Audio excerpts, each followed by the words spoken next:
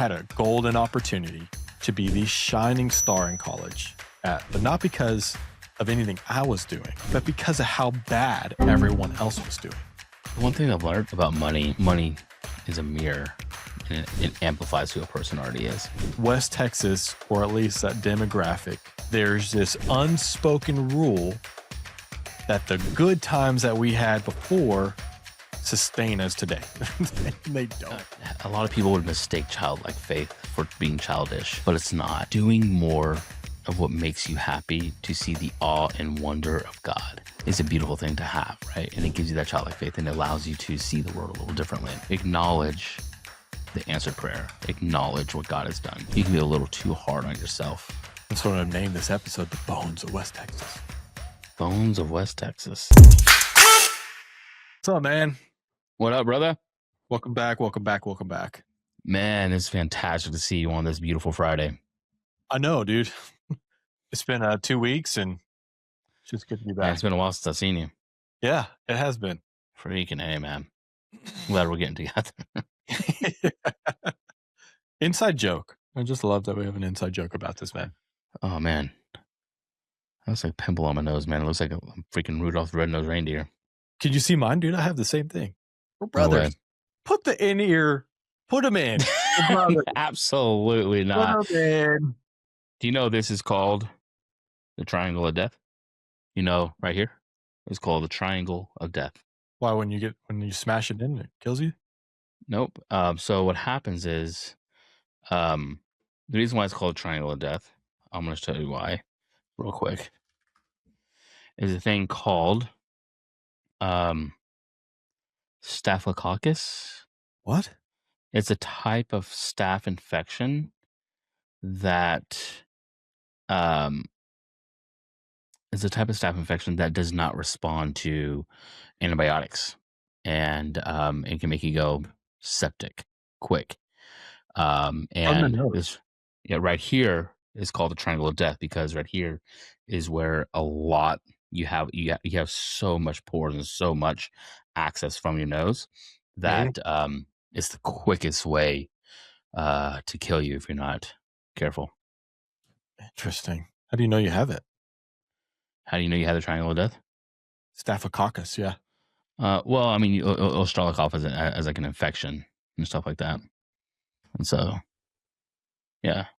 That's an interesting, fun note for this podcast. Kind of, I think so. Dreadful a little bit. Yeah, just informative. Yeah. For the save somebody's life, hopefully, you know? Hey, it's a beautiful day to save lives over here. Welcome to my life, dude. Safety man. 24/7. Welcome to my life. I keep the nation safe. I don't feel safe in the nation. You don't? I feel that part's not my. That's not my department. I keep the nation safe, but by the way, that's also not my department. So, if you don't feel safe, it's not my department. If you feel safe, 100% my department. Classic. Yeah, love it. I hope my audience can get my socks in this. I don't know if I've got the right angle. But no shoes in it. So that's a proper way of saying it. No shoesing it. Man, I don't know what did you say? You hope you don't get your socks in the camera? Yeah, because I'm no shoeing it. Okay, there you go. You have no shoes on. Yeah. I'm no shoesing it. I'm no shoesing it. You're trying to drive this one home and it ain't working. I'm trying to do the whole clickbait thing, man. Maybe I'm just too old. You're way too old for that crap, bro. Way too old. Everybody will dances like Donald Trump. I don't. I do the Hitch. Dude, it's right here. It's all right here. Oh, man. Dude, I love Hitch. It's one of the greatest movies, dude. I love that movie so much. That's awesome. Never mind. What? You want to watch it together? I didn't ask you that. Are you free? I mean, I'm free. You're free. You can smoke cigars. Watch Hitch. Perfect. Great. Yeah, it's a date. Bro. I mean, no, not really a date, but like it's like a like the day. Like the day is a date. You know what I mean, right? I hope so. I'm not trying to ask you out. I'm just saying, hey, it's a date. Like, let's save the date. Like, not save the date like a wedding, but unless you're available. I love that banter, dude. When I watch reels like that, dude, it cracks me up. I think it was from Ant-Man. You see that one with Ant-Man and the detectives like, Uh-uh. I'll see you later. I'll catch you later, something like that. And the what's that guy's name? What's that? He's a comedian. Is it Paul Rudd? I think it's Paul Oh, I Rudd. love Paul Rudd. Yeah, I love Paul Rudd. I think that's who the Ant-Man is. Correct me if I'm Oh, wrong. yes, it is. It is. I think it is. And he's like, "You're gonna see me where?" He's like, "Well, no, like I'll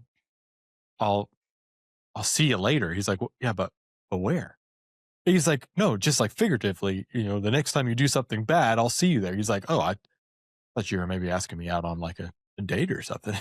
And the guy's like, "What? No." He's like, "No, and unless you're free, or do you want to go out on a date?" And he's like, "No." Oh man. Yeah. Anyway, where we picked up from or left off. Yes.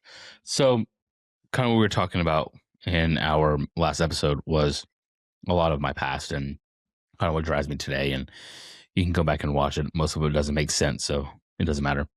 But for you have a lot that kind of lives in West Texas still, right? And still a lot that comes up. What is there anything from your West Texas days that still kind of follows you and will like sometimes just like kind of stop you in your tracks and thought, good or bad? Yeah, sure. Well, for sure, my sleep pattern sucks from the Oilfield. We've talked about that before. And just from West Texas. I won't even say it from the Oilfield perspective. I'll just say it from the West Texas perspective. Mm-hmm. And I need to be kind of gentle here a little bit because I got some people that that love that place, But for me, it's okay. You know what I mean? Just because I don't like it, if you don't like me, that I don't like it, it is what it is. But for Yep, I me, agree. West Texas, I'm having a hard time doing this, dude. Uh, feels like an excuse. Oh, what do you mean? West Texas feels like, and I'm not talking about anyone specifically. I'm just talking about the design of the area and the region, and just from a chain reaction perspective of everything that's going on there. Mm-hmm. West Texas feels like an excuse to party, feels like an excuse to not really chase, your dreams. And if you do, like you're pushing through that a lot of like weight. You're pushing through a lot of sludge if you are like Christine Schumann, man, incredible content Mm-hmm. creator, right? But like it's beyond the question of is it difficult to do what you do? It's night and day because there's so many people that just don't want to do their best and or don't want to do their part to try to make it more beautiful than it is. Let's just be honest. It's Mm-hmm. You know what I mean? And so, but it can be beautiful in its own way too. So for Yeah. me, coming from being born in Austin, living in San Antonio, living in Houston, I've seen some beautiful parts of, Texas. You know, Figuratively speaking, people will say, Houston's not a pretty place, but it has, Mm-hmm. there's certain museums, there's certain places around Houston that can be pretty. And Yeah. so I came from that type of environment to West Texas, where the environment at the time was pretty quiet. But then when that boom, 05 to 2015 boom hit and the demographic changed so quickly, so rapidly. I mean, you take Mm-hmm. what, like a 30,000 population max 30,000 population town between Mill and Odessa. And now there's like 300 to like 600,000 people there. Wow. I could be, I could be fluffing those numbers maybe just a little bit, but it's probably Yeah. and naturally you're going to have some sort of downfall somewhere, right? And so Mm-hmm. um I think what I carry away from that was a long period of time. The first years were easy to blow through because it was high school basketball, sports, Mm-hmm. life. The latter part of that, when you're walking into young adulthood in a place like that where people don't really feel like contributing towards the common goal of trying to make somewhere better, that's a little rougher to be. um, is just, how do I say this? It's not burnout.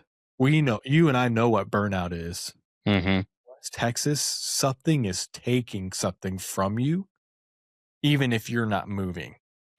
Does that make sense? Let's do a left turn there. What do you mean?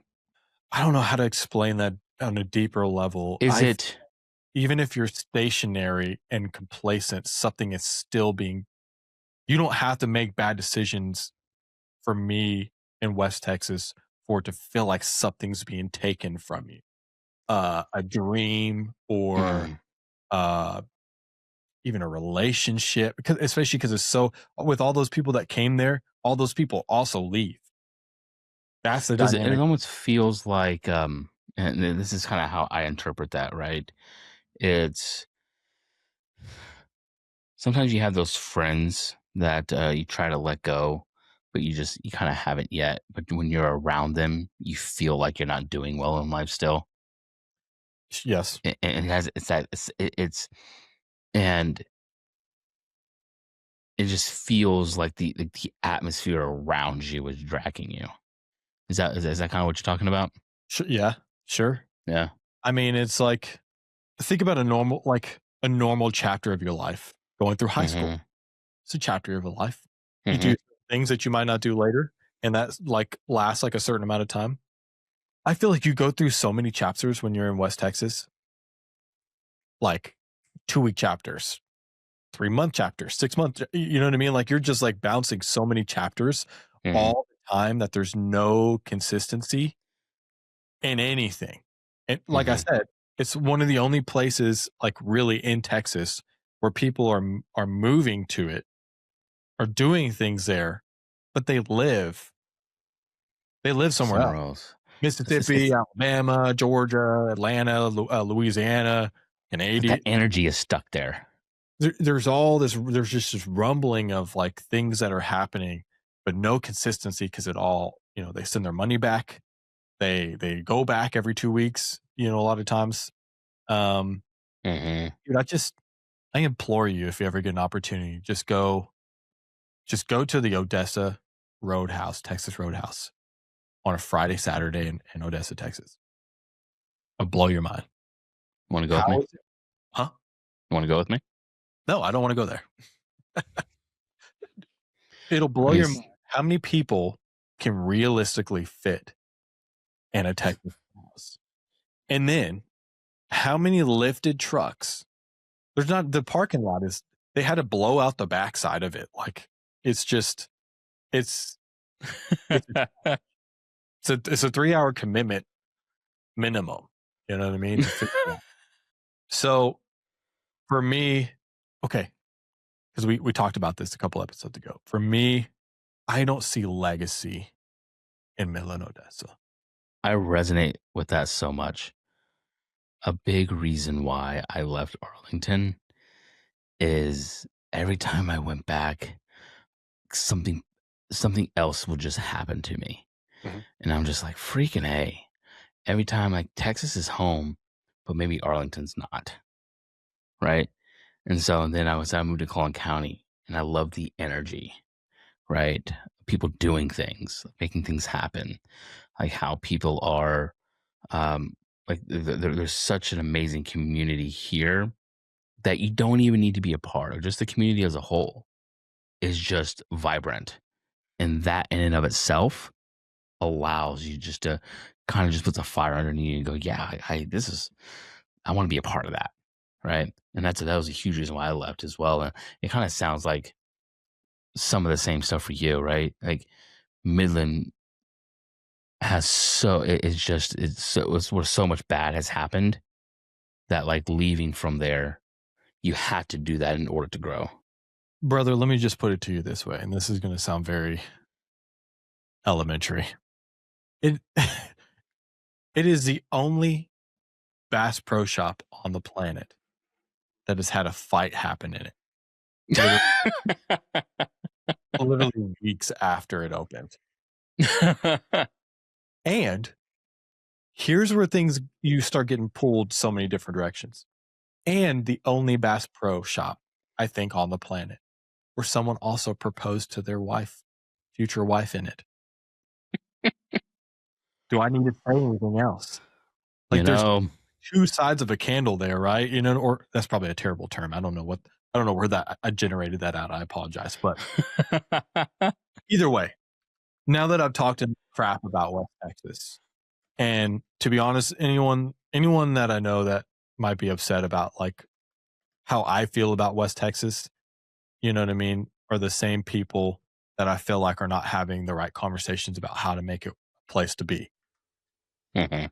You see what I'm saying? So like you could be upset with me all you want, but like if you're not contributing, for me, what really was the breaking point, and just before I went into the oil field, and I was already done with West Texas at this point, was my experience at the college. And I had a golden opportunity to be the shining star in college at uh, Midland College, community college. And I was doing really well. I had a good relationship with all of my professors, not because, and maybe I'll take a little bit away from myself, but not because of anything I was doing, but because of how bad everyone else was doing. Dude, I was homeschooled my whole life, right? Mhm. So going to college, I had to test in higher than anyone from public school. Right. I don't understand that. But then two, I had to go all the way back and do like the most basic algebra, right? Yeah. Additions. Dude, I think we had 22 people in that class and 96 to 98% failed. Wow. Over 50% were adults. Your basketball career, or your when you played basketball, I'm not gonna say career because you didn't really make money from it, but your basketball time in your life, where was that at? Was it were you were you homeschooled but utilizing the high school UIL or No. So I played upwards, when I was real young. And then obviously, I played a lot of street basketball. I played a lot of street basketball in Houston. yeah. And then I was going to go play for HCYA. And I kind of, which is a really well known establishment there in Houston. I mean, to the point where like Justin Jackson played for HCYA and he also played for the Kings in the NBA. Okay, wow. So like, they Yeah. were top notch, man. Um, and then we moved after the divorce. And we went out there. Again, I'm gonna do this because I don't know if I've told this story on the podcast. I was just telling my wife about this. So when I moved and I was like, okay, I'm gonna go play for Permian. My mom went to Permian. She went to Mm. school with Ruby Miles from the Friday Night Lights. They weren't best friends or anything, but I'm like, I'm gonna go play for Permian. I'm gonna play basketball for Permian. And so I went in there and he asked me two questions. He only asked me two questions. He said, "Can you shoot a jump shot?" And I was like, "It's a stupid question. I'm here for, of course I can shoot a jump shot." You know what I mean? And then he went, "Do you have a girlfriend?" And I was like, okay, good. Because if I say yes, he's going to be like, "Oh, you're not allowed on." That's what I'm thinking. I'm like, that's what I'm hoping. That's what my spirit is hoping for is like, this guy's so about basketball like me that like, if I have a girlfriend or any distraction, he's going to go, "Well, I don't know if I can take you on." That wasn't it. I said, I don't. He said, "Oh, we can fix that." I looked at my mom. I was like, "Hey," I was like, "Let's go." That's all I needed to hear. I was like, "I'm not interested. Like, you're not entrapping me here in this system of athletes, whether they travel in or whether they're born here, athletes, and then, small town, everyone knows each other, but like you're mingling with all all these girls and dude, it's hard, man." And I don't want to talk about class or anything, but who wants to be, I think you'll resonate with this. Who wants to be someone's free ride? Oh, 100%. You know what I mean? I'm like, "Oh, we'll fix that." I'm like, "No, I'm all right." So I went and I Yeah. signed up for the Modesto Warriors and had that whole experience. Met my best friend Richard, um, Mhm. and the rest was history. But yeah, I mean, everyone thought that we lived under rocks. Yeah, Richard Navy? No, that's Ryan. Ryan. Man, I'm getting these names mixed up. By the way, he deployed, and he's got a younger son that was just born here recently. So Oh, prayers for amazing. you guys. Absolutely. Blessings to you, Ryan. Thank you for your service. Absolutely, man. Appreciate you, brother. Yeah. I don't know you, but thank you. He's for sure going to Uh, watch this. He's our number one fan. Like, he messaged me amazing. every single last episode, but he'll see this. I love it, man. Yeah. That's that's interesting. You know, what are what are some of the things like I like kind of how I pointed out in the last episode, there's things that I can point to um that still kind of plague me today that I haven't worked through. Is there anything for you there? Yeah, it probably affects my business. It like it probably affects my career more than anything. What do Um, you mean? I spent 8 years, and I don't feel, if I really think about it, I don't feel like I did anything, which is a You know, scary. Yeah, you don't feel like you accomplished anything in the 8 years that you spent. I learned about a whole lot of what not to do, right? And I say that all the time, so that's no secret. But that whole blur, to the extent that the end of it drove me to a level of depression. Mm-hmm. And we talked about that when we were on that outside episode, but that level of depression I'd never known. The fact that that was the end result of all of the effort I put in, dude. I mean, dude, when I tell you the amount of effort that I put into the oil field, and can I deduce it down to like there's some characteristics or like things that I learned that I use today? Minusculely, I think. They're there, but minusculely. Otherwise, I feel like everything that I gave, especially as a young man, trying to figure out who the heck I was and trying to find good role models for men around Mm-hmm. a time where I didn't have the access to my dad that I hoped for, and that I was also immature to. Like, I didn't know how to like mend that. Like, I just didn't know how to navigate the whole thing. But I wasn't Mm-hmm. by like a lot of really great men either. Yeah. I had some great guys, and I still talk to them today. But Yeah. there's also a lot of really poor influence. And just like yours, you said I'm on a rocket ship and I'm like numb to like, I just kind of numbed it all out. Same thing. There's probably some really inappropriate situations, and oh, for Mm-hmm. sure, a lot of inappropriate situations.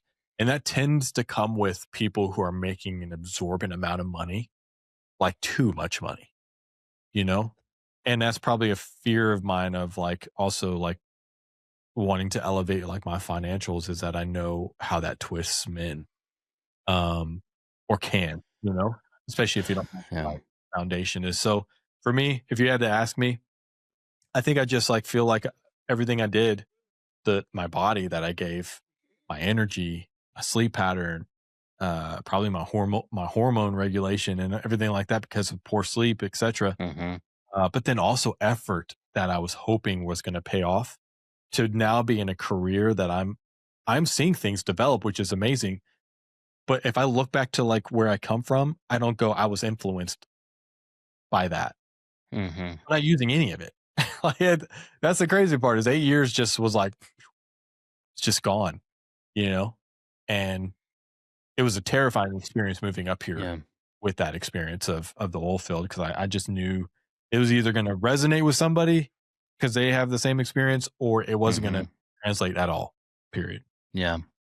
The one thing I've learned about money is that money is a mirror, and it amplifies who a person already is.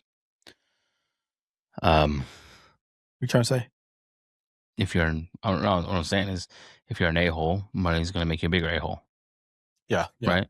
right? If you're an amazing person who really wants to do good in the world, money can amplify that, right? Keyword can, Um, mhm, could. Keyword can or yeah, could.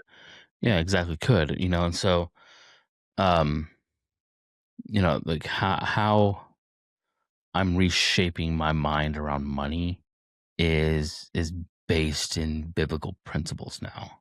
Mhm. Like what does it mean to steward well, right? Like when Adam was first in the garden and God spoke to him, he said he said, "Here, I want to put you here, work and keep it." right? And so from the get-go, like we've all like men, we have been positioned to work.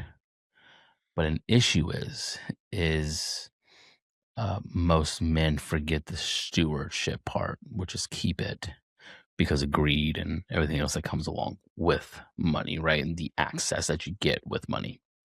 And so that's something that I've been kind of going through is just saying, okay, from a money standpoint, I want to steward well, but that also resonates through into my entire life, right? What if I'm stewarding money well, what else can I steward well? Yeah. Right? Relationships, I can steward, business, I can steward like the little choices that I make every single day. You know what I mean?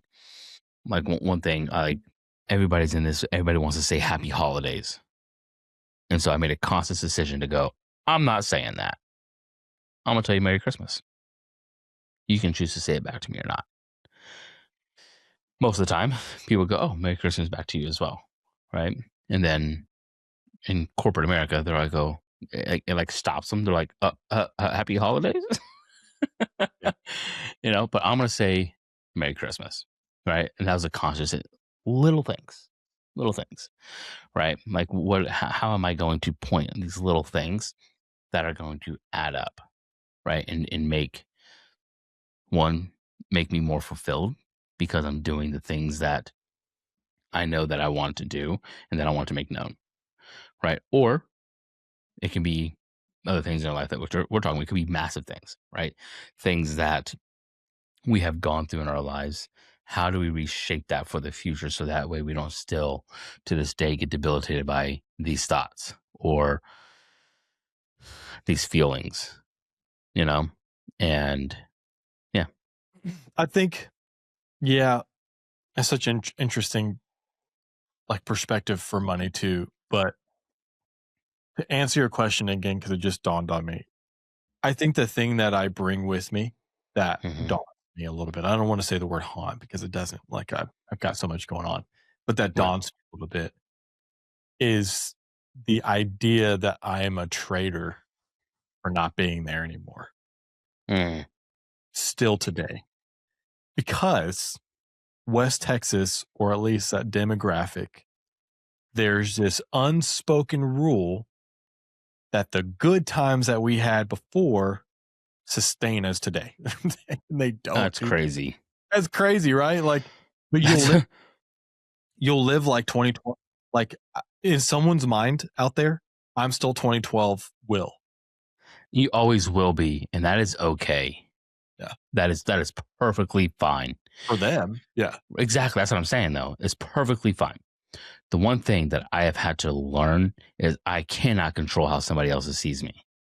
Yeah. Right?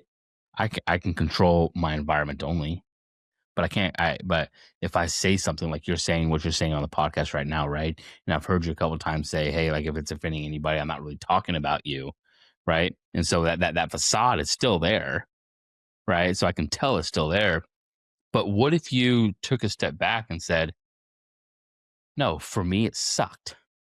For me I didn't like it. For me, I don't like being 2012 Will when I go back there. So that's why I don't go back." Right? The people that love me, the people that care about me have my number and we talk still today. Mhm. Other than that, that's what it is. Yeah. If we only have the good times to sustain us like where we are now. And that's like that's the thing is I don't know that you can really drive very many of those conversations because they feel it and they probably want to talk about it, but it's like you can't get that out of you unless you leave. Because if you pay it any attention, then it's real. And if it's real, then it's something you have to address. And if it's something you have to address, then you start to realize, like you look around and you're like, oh, whoa. Yeah. You know, Uh, maybe this isn't So, healthy. no, I agree. So, what I'm saying is what I just said. What if you did that? What if you go, I'm going to talk about it. no, I'm going to talk about it. It is what it is. Mhm. Like, because it's my story. This is my story. This is how I view it. If you don't like it, that sucks. I'm sorry, but I can't control how you respond to what I say. right? Nor do I have to apologize for how I said, nor do I have to apologize for my story from where I was, right? You should never have to apologize for where you're going, for where you were, and having to go, hey guys, like this is like, I know there's a lot of you back there. I'm not really talking to you, right? But what if you are? Yeah, I probably, yeah, I probably, what if you are? Like you are. I mean, if we're being real, you are, yeah. right? But what if you gave yourself the permission to go, Gloves off. I hate it. right? Right. So what if you just took a deep breath and go, this is my story, right? This is how I viewed it. This is how it impacted me. And maybe some people come around and go, dang, man, I really didn't know that. Others are going to go, screw Will. What if I just I'm crying right now? Yeah. Right. That too. I'm here for you, man. I have a virtual shoulder for you. What? Just lay your head on the camera. I got you. No, dude, it's. But you get what I'm saying, though, right? I do. Like, I do. Because, and I'll say this, because like we're talking about it publicly now, but we've also talked about this a lot privately, a little bit as well. It's funny because even Christine was like, she's like, what the? She's like, freaking let it out, you know? And what's the worst that would happen? What's the worst case scenario? If I just openly talked about my experience? Yeah. What's the worst case scenario? Yeah, I would, I don't know. I guess I would, I guess the idea would be that there would be opinions or hurt feelings from people that, you know, I don't even that really you don't talk to today. Yeah, exactly. Whatever, I mean, you don't talk to them, right? Yeah. I think, but maybe there are some people that you do talk to today, right? Right. And you don't, I think talking publicly about something, because I can tell that it's even like in you right now that you're just like, okay, let me like watch what I say next type thing is. Walk me through it, Sensei. I got you. I got you, young grasshopper. Wait, what me? Young grasshopper. I'm done. Sorry. On one hand, people are going to come out of the woodworks and talk crap about you that you don't talk to anyways, nor do you care about. So it doesn't matter, right? So why care about somebody's opinion about you that doesn't even have an impact on your life today, right? There's no reason for that. On the other hand, it can spark some meaningful conversations for the people that you do know, right? And the people that you do talk to daily or whoever, I don't know, I have no idea, but it could spark actual good conversations, right? But even at first, you were very open, and then we got here, and now, like, you are very tense. You've messed with your glasses and hat about 13 different times now. So I know it's bothering you. It's bothering you. And so that is what I'm talking about, bro. That is a debilitating piece. That, whatever it is that you're feeling right now, is the part that's carried with you that I think you should let go. Yeah, you're probably right. You know, I think you've been holding on it for too long. I think you have been giving West Texas too much freedom over your life when it doesn't have to anymore because you're out of it. Yeah, I just don't even like, you know, a lot of times I just don't even want to talk about it. Right. I'm the same way because I'm like, I want to live in the future. Like I dealt with it. I'm good. Let me just leave it alone and go forward. But you haven't dealt with it, right? You have to deal with it. You have to deal with it. You have to acknowledge it. You have to work through it. And then you can go, yeah, like that's like, I get it, right? Maybe maybe in the near future, there's some tears, there's some hard conversation, whatever it is. But I think whatever it is, that's like, you know, I don't think that, I think what hurts me probably the most, if I had to get translucent about it, is I don't think that anybody really helped me with my problems. Yeah. And for the dreamer that I am, and I was actually telling my dad about this. I told him, I was like, it's hard for me to look at, like, we have pictures of me, or she posted pictures of me up on the wall, and I'm young, like 5 or 6. Mhm. And when I look at that kid, I say it's hard for me to look at it, and sometimes I get aggravated because for me, I don't go, "Oh, look at me." It's maybe like a little piece of me that does that, but the majority of me wants to like reach in and go, like, it's not what you thought it was gonna be. Like, life is not how you thought it was gonna be, because I remember that kid, but even now today, like, I'm trying to like wash that out. I'm trying to wash that piece away because who I was back then, dude, was the kid who like take a nickel or a quarter, whatever the price was, and go into like HB or Walmart and go to a little slot machine thing and like get out, like spin it, get a little necklace and hand it Mhm. to a random lady because I just wanted to see someone smile. Dude, I was just such a very shy, and I was a very shy, and I just really wanted to see other people happy. Still today, that's in me. Like, I vicariously live through other people being happy. It makes me elated. But like Mhm. that innocence of that kid versus who I am now post Oilfield and growing up, and I mean, there's a lot of vulgarity and stuff like that. You grow up really quickly, and so now when I look at him, I'm like, "Damn, like, you're such a fool," you know?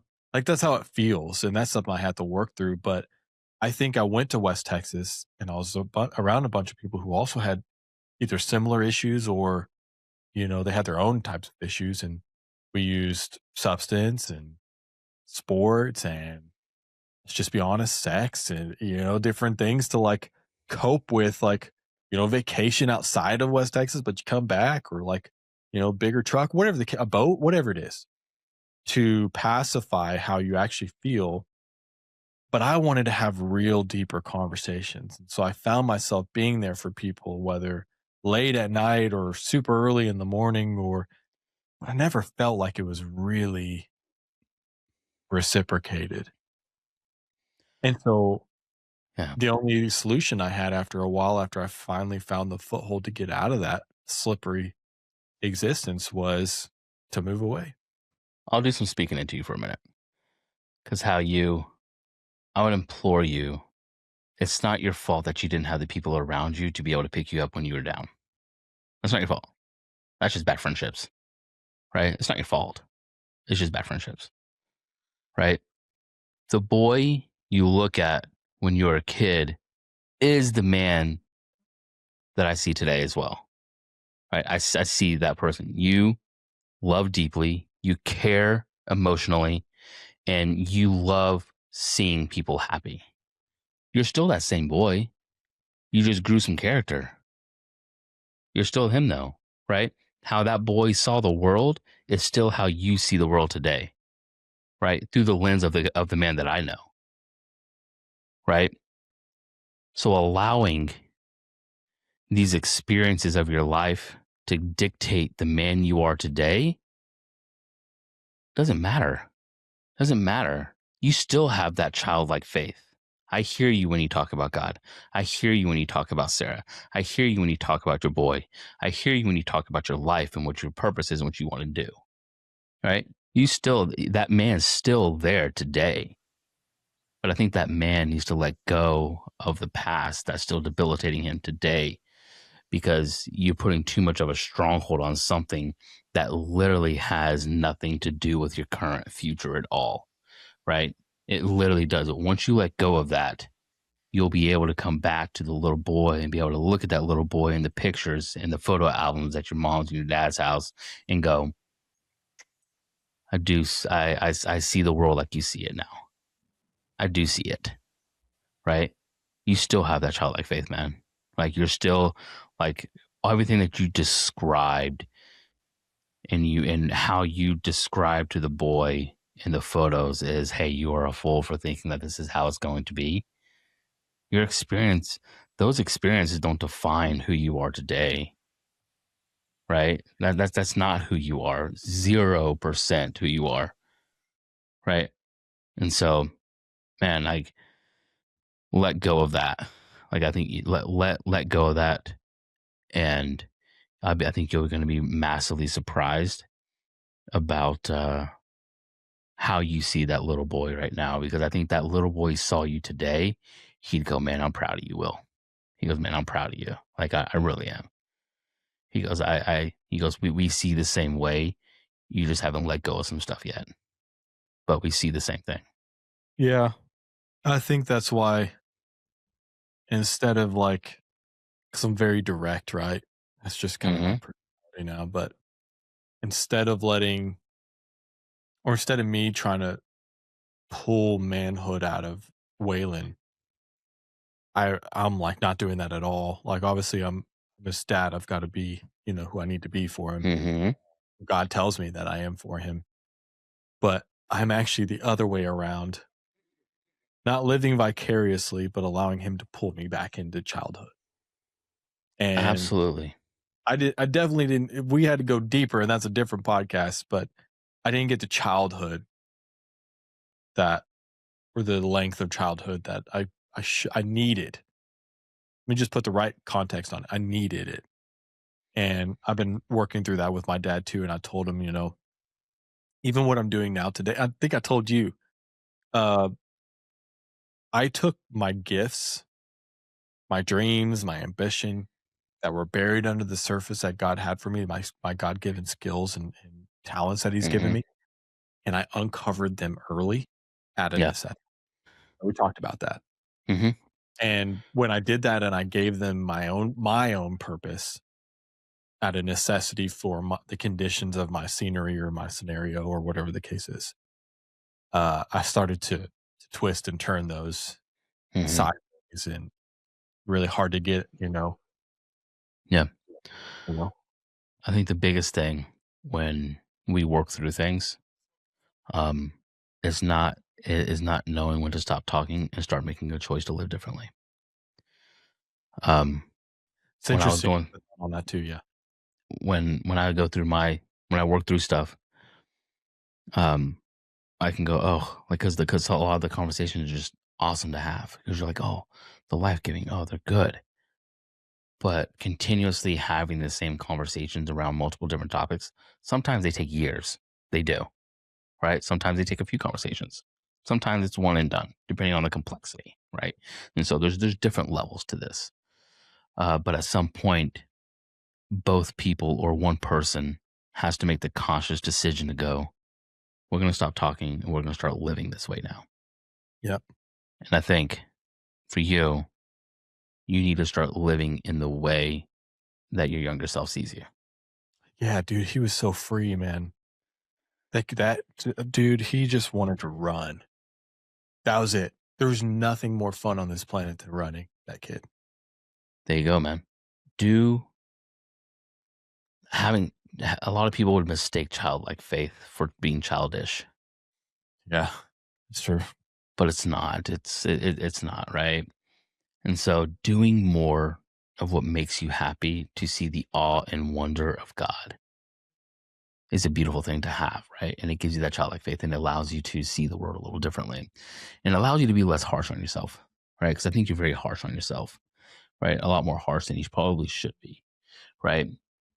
Because I think, one, I know personally that you've prayed to be in this position that you are in right now, where you are, with who you are, with your boy, with your daughter on the way, right? You guys prayed for this. Live in that. Live in that answered prayer, you know? And so even if it doesn't look the way that you thought it may look like by now, it's fine, right? Acknowledge the answered prayer. Acknowledge what God has done. And I know you do. But I think at times, though, you can be a little too hard on yourself and give other things a little too much credit, when really the credit goes between you and your relationship with God and the work that you have done over the years to make that into what it is today. Probably right. You're probably right. Yeah, I've reached a new place in my career. And I was like, I started calling people, because I talk to a lot of people from my work. Mhm. Start calling them, and the call goes like this: Hey, Will." I'm like, I'm not gonna say their name, but like, you know what I'm calling you for? And they're like, uh, maybe. I'm like, I think you know what I'm calling you. Like, this has to go both ways. 'Cause I Yeah. find myself in that same situation of West Texas and it feeling very one-sided. Mhm. And it just snapped one day, like, literally here recently, like a week from now. This is why I love that the podcast is coming back to this, where we're able to talk and digest through some things that are Mhm. happening in real time. Um, and I was like, "What? I'm doing it again. I'm doing it again." And I end up getting let down, and then, uh, it I think really the only person who suffers is me because you know what's easy? To be mad at people. "Oh, Mhm. I'm not gonna talk to you anymore." And maybe I did something. "I'm not gonna talk to you anymore, Michael, 'cause, I just decide that I'm upset with you." Instead of owning up to the things that, we're not doing, contributing on our Mhm. side, it's just easier to, like, I'm just gonna if I just have this one conversation and I just tell you I'm done and just move on, I don't have to talk to you again, then that's not as painful. Like, "What are you talking about?" You know? Mhm. And so, I caught myself calling those people and, like, the reality of having that tough conversation with them and going, you know what I'm talking about." And the fact that I have to remind you again means that you don't respect me. You don't have any respect for me, but we're gonna change that today because there's only 2 options you have here. You're gonna get me what I asked for, or I'm gonna hold you accountable for that. Yeah. And so, yeah, my life is was definitely different. I wouldn't say better because I don't think my life was ever bad. Like, I'm talking about things that were hard to deal with, but I don't think my life was ever bad. Yeah. And but I'm understanding, of course, through my relationship with God and having, I think, real digestible conversations and relationships with men and you and even some people back from West Texas, because there are so many great people back in West Mhm. Texas. You know, I have to also chalk it up to the fact that some conversations that I wish could be had, probably not gonna happen. Right. S That real healing is not gonna come from those conversations, it's gonna come from me, like you You come said. from forgiveness in your Forgiveness, own heart. and even for me, for, guilt and shame and allowing myself to do something for so long, just like I guess so when I say I have nothing to show for it for West Texas for my business, if I'm being really honest, I'm saying I have nothing to show for my time in West Texas with my friendships. Yeah. If I had to be real honest, I'm still facading. I'm still trying to create some sort of, like, illusion that it's something different. The business and whatever, dude, it's just business. I know that more than ever now, Yeah. but relationships, community, that's me, said it on that last podcast, like, there's nothing, you know, in this life Mhm. doing for me alone. And so camaraderie, when that's damaged, that takes a really significant toll on me. So Yeah. yeah, to give it a real name, it'd be that. I feel like I don't have much from my relationships to really gamble with today, which Yeah. sucks, but it's okay. I get that, man. Appreciate you. And I think we did some healing on this one, dude. I'ma send you a bill. Yeah, appreciate you. I think we did Gee, some healing on this one, man. yeah, or, maybe not healing, excavating. I like that term. Yeah. Excavate. The start of healing. Yeah, a little bit Yeah. of archaeology, That's right. The That's what I named this episode, "The Bones of West Texas." Bones of West Texas. That's kind of Not bad, kinda rich. actually. It's actually not bad, dude. I'm a genius. I'm a It really genius. isn't. I appreciate you, bro. Truly. Did you I need just take to a what? Did you just take a sip of wax? What was that? I looked down. What? Dude, oh golly, bro. That'd be wild, dude. Yeah, that'd be crazy. I'm not doing that crap. Yeah. Just like solidify my. Oh, anyways, this is good, And do bro. earwax. But wax, I can do that. That's hilarious, man. Thank you for your time Dude, I appreciate you, brother. Yeah. Until next time, you want to leave CTA where they can find us? Yes, guys, you can find us on YouTube. You can find us on every platform that you are watching your podcast on. We are on there: TikTok, Instagram, like I said, YouTube. We are on Facebook. We are on Spotify. We are on Apple Podcasts. And fun fact: Spotify and Apple Podcasts are some of our top 2 platforms that people listen to our podcast on. So please go on there, and as well as YouTube. Those are the 3 top areas to listen to our podcast. So go listen. You're missing out. This stuff is good. We're just hanging out. We're chilling. We want to bring you guys into the conversation as well. Peace out. Yep. Don't miss Michael's newsletter coming to an episode near you. So